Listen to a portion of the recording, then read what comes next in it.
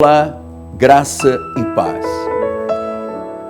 Você já ouviu falar sobre o Deus soberano, Jesus Cristo? Aquele que tem domínio sobre tudo e sobre todos? Aquele cujo reino jamais passará ou será destruído? Eu quero lhe falar sobre a soberania de Deus e a predestinação nesta segunda-feira, dia 2 de dezembro de 2019. Sou o apóstolo Miguel Ângelo, graça e paz da parte daquele que vive e reina, a minha saudação a todos que amam a Deus, esperam a volta de Jesus, aqueles que a Bíblia chama de minhas ovelhas. Mas também, claro, a minha saudação àqueles que, não sabendo ainda que são ovelhas, mas seguirão ouvindo a nossa programação. Como estamos já no mês de dezembro, deixe-me fazer um pequeno parênteses nesta programação para fazer dois anúncios muito importantes. A partir de janeiro de 2020, portanto, exatamente daqui a um mês, a nossa programação vai ter um novo horário. A televisão Bandeirantes vai ter jornalismo aí desde madrugada, e nós vamos passar para sábados, das 9 às 9h30 da manhã, e domingos, das 8 às 9 horas da manhã. Então, vamos ter novos horários, novas programações, e claro, um novo ano, queremos anunciar coisas novas, boas novas de grande alegria. Então, a partir de janeiro, 9 da manhã às 9h30 aos sábados, e domingos, das 8 às 9 horas da manhã. Nós vamos, inclusive, passar os nossos cultos aos domingos aqui pela Bandeirantes. Meu segundo anúncio, ainda que com alguns dias de antecipação, mas eu quero já deixar também, porque temos muita gente que segue a nossa programação, nós vamos ter uma grande festa de Natal, que vamos antecipar para 22 de dezembro, uma cantata, um espetáculo espiritual, e no dia 31 de dezembro, para o dia 1º, nós vamos realizar o Réveillon, como é a história já da nossa igreja. Dia 31 de dezembro é um dia que nós chamamos de profético, porque é ele que anuncia e prepara a igreja para o ano que chega. Então, por favor, nós vamos deixando aqui ao longo do mês boas novas de grande alegria, horários, cultos. Fique atento. Deus certamente tem planos com esses novos horários da igreja e com as atividades de final de ano do nosso ministério. Mas hoje eu quero lhe falar sobre soberania de Deus. Sei que está tomando o seu café, eu sei que é um empresário, um executivo, uma dona de casa, um magistrado, um esportista, uma pessoa ligada aos negócios, um jovem estudante. Eu tenho uma palavra para o seu coração. Soberania. Você sabe que ao longo da história do cristianismo, nós tivemos um momento muito marcante, um grande divisor de águas na história do Evangelho, que foi a Reforma Protestante de 1505, começada por Martinho Lutero, que era um padre agostiniano alemão, e depois seguiram os grandes homens de Deus, Calvino, Knox, enfim, uma série de pessoas a quem Deus revelou a mesma palavra que Deus havia revelado ao apóstolo São Paulo, ou seja, a graça de Deus. E a graça de Deus é a única palavra, é o único evangelho que Paulo recebeu, não de homem algum, conforme ele disse aos Gálatas, mas por uma revelação de Jesus. Então existem duas palavras, o evangelho da circuncisão, que Deus usa Pedro para os judeus, e o evangelho da incircuncisão, que Deus revelou a Paulo para aqueles que são de origem gentílica, aqueles que não têm sangue de israelita nas suas veias. Todavia, contudo, são ovelhas de Jesus, sejam judeus ou gentios que foram em amor predestinados para a salvação.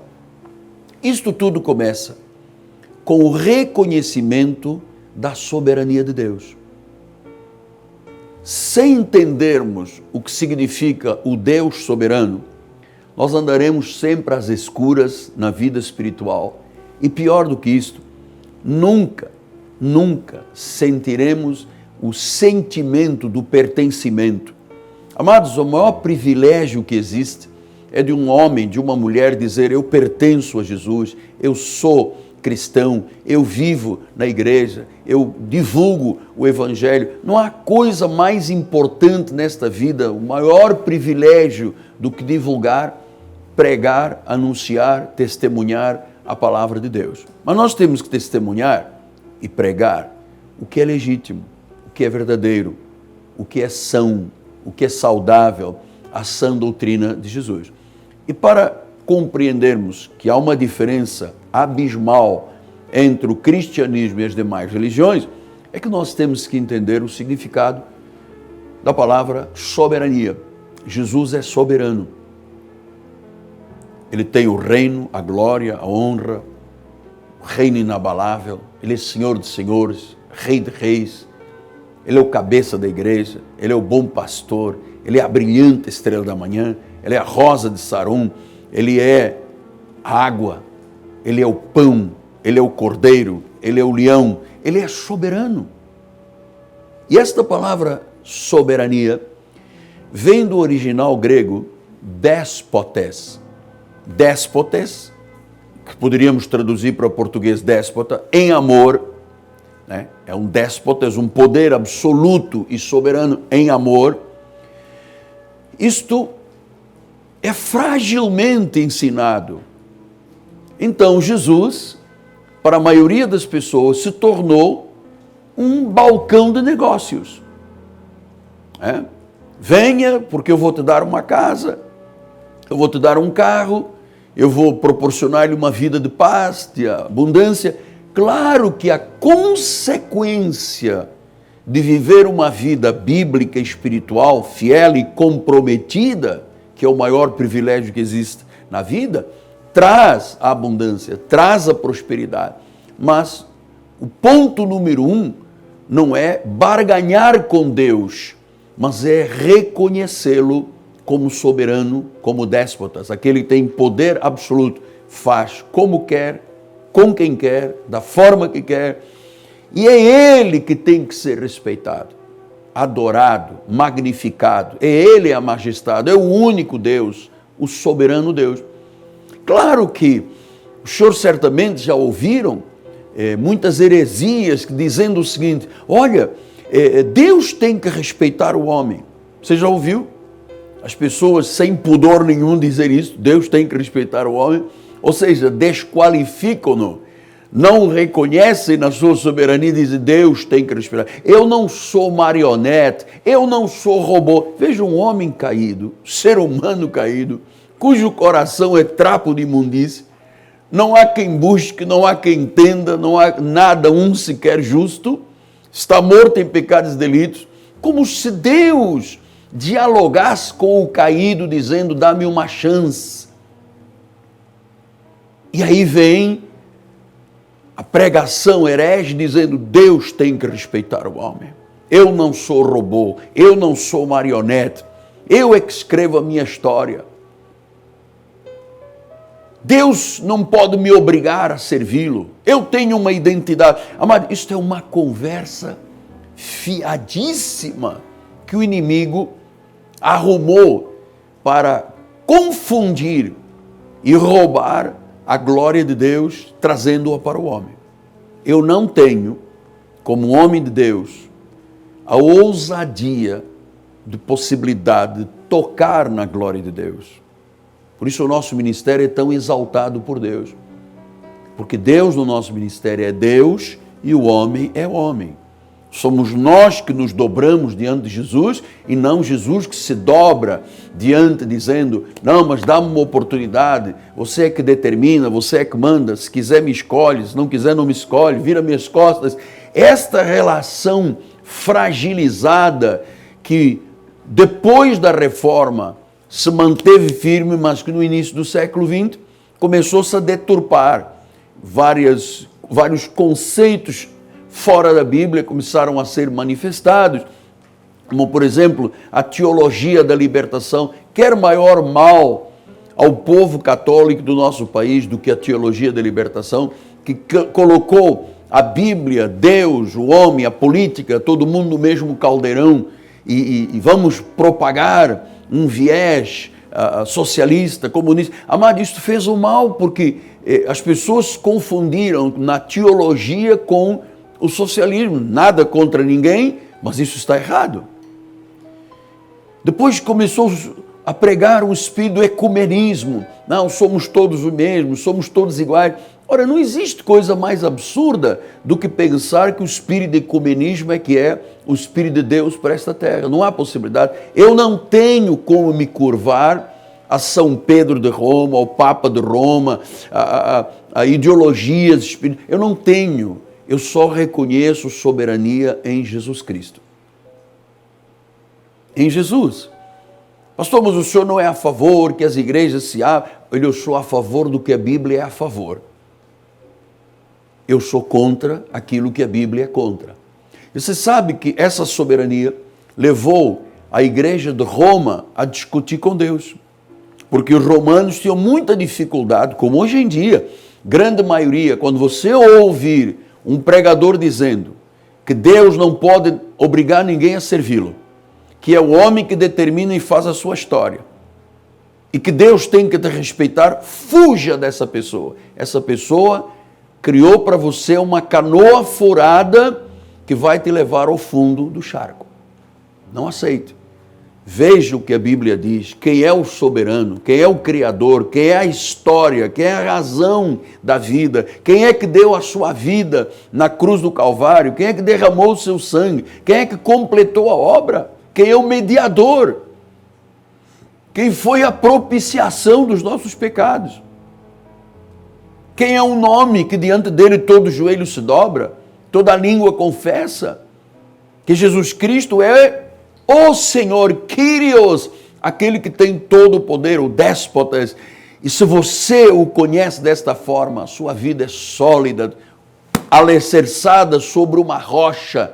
E essa rocha, a pedra angular, se chama Jesus. Rocha indestrutível. A Bíblia diz que quem crê nele não será confundido. Confundidos são aqueles que acreditaram que é o homem que escreve a sua história. Que Deus tem que respeitar, porque o homem não é marionete. Gente, eu quando ouço isto, eu sinto arrepios, eu sinto náuseas, porque se toca na glória de Deus, se traz um Deus para ser um deusinho de negócios, né? Negócio à sexta-feira, que acontece que eu encosto Deus contra a parede com um jejum. Amado, esse não é o Deus da Bíblia Sagrada. Essa não é a majestade, o Rei, o Senhor, o Criador, aquele que disse, haja sol e o sol. A estrela solar aconteceu, foi criada. Terra era sem forma e vazia, lua, mares, continentes, animais, plantas, criou tudo, criou do pó o homem, da costela a mulher, fez tudo como soberano. E depois ele tem que respeitar o homem. Você entende o mal que estão fazendo ao Evangelho? O Espírito quase todo dia me diz, Miguel, olha o que fizeram com o meu nome neste país. Olha o que fizeram com a minha igreja, que hoje é mais identificada como um curral eleitoral político do que um lugar onde a grandeza, um magnífico Deus, a majestade é celebrada. Olha o que se tornou a minha igreja um lugar de shows. Olha o sacrossanto do meu louvor. Olha os hinos que se cantam hoje e que se fazem para usufruir lucros, em vez de hinos que adorem, que louvem ao Senhor. Então, eu sou muito temente a Deus, meu amado, e eu tenho que ser verdadeiro com você. Porque há muita gente que não se interessa com as coisas espirituais, mas há uma grande maioria das pessoas que sabem que se focarem a sua vida na verdade de Deus, elas verão Deus agir sobrenaturalmente na sua vida. Então, a primeira coisa que você tem que saber é que Jesus é soberano, é déspotas, é Kyrios, é Senhor, tem domínio, tem poder. Ele é o cabeça da igreja, ele é o governo, ele é a plenitude da divindade.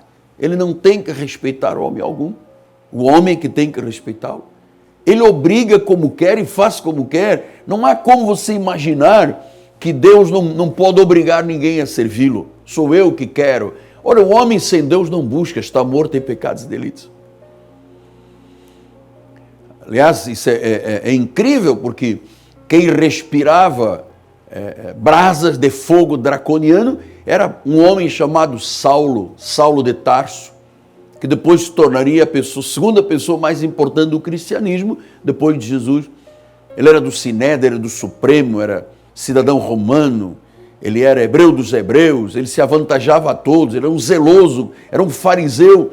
E um dia, a caminho de Damasco, ele vê uma luz, cai do cavalo e ouve uma voz: Saulo, Saulo, por que me persegues? E ele diz: Senhor. Ele reconhece a soberania de Deus. Ele achava que ele era o rei da cocada preta, era a fina flor do abacateiro, era o último biscoito do pacote. Ele se achava o tal, mas quando Deus se manifestou, ele caiu do cavalo. Você sabe, literalmente ele caiu do cavalo. E às vezes a pessoa precisa de ir ao chão, precisa de ir ao piso, precisa de ir ao pó, para ver o engrandecimento de Deus na sua vida, reconhecendo-o como o Senhor. E Deus disse a Saulo: Saulo, você agora não é mais Saulo de Tarso, agora você é Paulo, quer dizer o menor. Você agora vai ficar 3 dias na casa de Ananias, lá na rua direita, vai ficar com escamas nos olhos, vai ficar cego. Daqui a 3 dias você vai ser curado e você vai começar a pregar o Evangelho. Isso aconteceu literalmente, conforme Deus determinou. Você sabe por quê? Porque Deus é soberano. Cuidado, quando você adere a alguém que diz: Deus tem que me respeitar. É muita ousadia e destemor, amado. O homem escreve a sua história. Ninguém é obrigado a servir a Deus. O homem tem livre-arbítrio. Então essa discussão em Roma diz assim, Paulo, Romanos 9:20, quem és tu, ó homem, para discutires com Deus? Porventura pode o objeto perguntar a quem o fez, por que me fizeste assim? Ou não tem o oleiro direito sobre a massa, para do mesmo barro fazer um vaso de honra e outro de desonra? Isso se chama soberania. Do mesmo barro. Isso tem a ver com o ventre de Eva. Do King James Version, a Bíblia diz, from the same womb. Ou seja, do mesmo ventre, do mesmo barro, nasceu um vaso de honra a Abel e um vaso de desonra e de ira, que foi Caim, filho da perdição. Então ele diz, é o oleiro que determina ou não é o oleiro que determina? A massa somos nós. Quem é que diz como se faz a massa? Qual é o resultado dessa massa? Quem manda é o oleiro. E se você hoje se submeter a esta soberania, você não só se sentirá com o sentimento de pertencimento, mas você se sentirá privilegiado, porque você vai participar de um grupo de milhões de pessoas nesta terra que fazem a coisa mais importante da vida, que é pregar, é falar, é anunciar o reino e a sua justiça. Creia desta forma. Creia que Jesus Cristo é soberano. Amém? Muito bem. Olha, quero lembrar-lhe, sem ser prolixo, mas quero lembrar que a partir de janeiro nós vamos ter a nossa nova programação, os novos horários. Vamos passar para sábado das 9 às 9h30 e domingos das 8 às 9, passando o culto da igreja, que vai ser um privilégio tremendo você poder participar da nossa catedral. Privilégio para nós e certamente para você, pois ambos vamos desfrutar desta glória, deste ministério único da genuína graça de Deus. Então hoje é segunda-feira e logo mais às 7h30 da noite nós vamos ter um grande encontro de oração, confissão e milagres. Nós temos 2 bispos na igreja, o bispo André e o bispo Cristiane, que têm uma vocação celestial de chamar o povo para a vida consagrada de oração. E Deus tem falado muito, se movido muito. Deus tem ouvido as orações deste povo, da Cristo Vive, que vive focado na vida de oração. Você sabe que nunca ninguém pediu a Jesus para que o Senhor desse uma aula de homilética. Ninguém disse assim: Senhor, ensina-nos a pregar, com hermenêutica, com exegese, né? Com homilética. Mas os discípulos disseram: Senhor, ensina-nos a orar. Há segredos que só se revelam na oração, há portas que só se abrem na oração. E hoje, 7h30 da noite, aqui na Rua Maricá, 320, esta rua é paralela a Cândido Benício, próximo do BRT da Pinto Teles, 28DP, aqui na Zona Oeste do Rio de Janeiro. Vai ser uma bênção. Eu tenho um telefone 3017 90 90, ligue para nós. Uma decisão hoje poderá mudar a história da sua vida. Eu vou lhe dizer, faça isto com gratidão. A gratidão é o sentimento que mais deixa o homem e a mulher de Deus feliz. O sentimento de gratidão a Deus é algo realmente muito comovente. Eu tenho diariamente, eu acordo, sento-me na minha cama, bebo 350 mililitros de água em jejum e tenho sempre uma palavra de gratidão pela obra que Deus fez na minha vida, tirando-me da morte, da amputação, da gangrena, da septicemia, de uma guerra injusta africana, para estar no reino. Então, eu quero muito que você tenha espírito de gratidão. Amado, você está vendo, você está me ouvindo, você está sentindo, você tem emoções boas, você tem um privilégio na vida, seu cérebro está ativo, você tem que estar na igreja. Não dê desculpas, você tem que estar na igreja. E nós não criamos esta ponte para entretenimento, criamos esta ponte para você chegar à obra do Senhor. Sentimento de pertencimento, isto é um privilégio, isto é muito bom. Gratidão a Deus, porque eu tenho este sentimento há mais de 45 anos. Nosso telefone 3017 90 90. Olha, nesses 2 minutos finais, eu quero agradecer muito a Deus pelas pessoas que ligam para nós, para pedir orações, mas também desejando contribuir com o seu amor e as suas finanças para continuarmos nesta programação. Se isto é importante, se comprometimento com a obra é importante, como tantas pessoas aqui de forma local que cooperam conosco, nos ajudam, como aqueles em rede internacional, eu quero expressar a minha gratidão. É um privilégio ser seguido por tantas pessoas e eu estou nas mídias sociais, no Instagram, no Twitter, no Facebook, para a igreja sempre estar de forma firme, sólida e verdadeira, criando vida na vida das pessoas. Então, ajuda-nos. Isso vai trazer frutos à sua vida. Obrigado ao povo da Igreja Cristo Vive. E eu quero agora abraçar efusivamente e carinhosamente, com muito amor e gratidão no meu coração, aos empresários Rodrigo Ambrosio e Fabiane Ambrosio. Eles são os proprietários do Turbomil, Mercado Turbomil. Você é que me acompanha há anos que eu falo deles, porque eles são um exemplo. Eles são um exemplo de comprometimento com a obra. Muito do que se faz nesta programação vem da bênção do Turbomil em Vila Emília e Mesquita. Então, nesta hora, Rodrigo, Fabiane, nossa gratidão. Rodrigo é um exemplo de como se pode vir de um sacolão de vendas, portanto, de uma pequena visão para uma grande visão empresarial, bem-sucedida, porque eles investem na obra do Senhor. Meu carinho, meu amor, meu abraço para esta família bendita do Senhor. Estamos terminando o programa. Lembrando, só deixando esta palavrinha, 22 de dezembro cantata na igreja, um espetáculo espiritual, e dia 31 de dezembro, Réveillon. Você já algum dia passou a passagem do ano dentro de uma catedral, louvando a Deus e recebendo palavra profética? Está aqui o meu convite. Qualquer informação, 3017 9090. Muito obrigado, nossa equipe de televisão. Muito obrigado a todos que dizem: eu faço parte deste compromisso, deste ministério de levar a graça de Deus ao mundo. Graça e paz a todos. Amanhã eu volto. Apóstolo Miguel Ângelo, meu nome, da Igreja Cristo Vivo, da minha amada esposa Bispo Roxana. Todos unidos dizemos: Deus, o soberano, é por você. Quem será contra você? Até amanhã.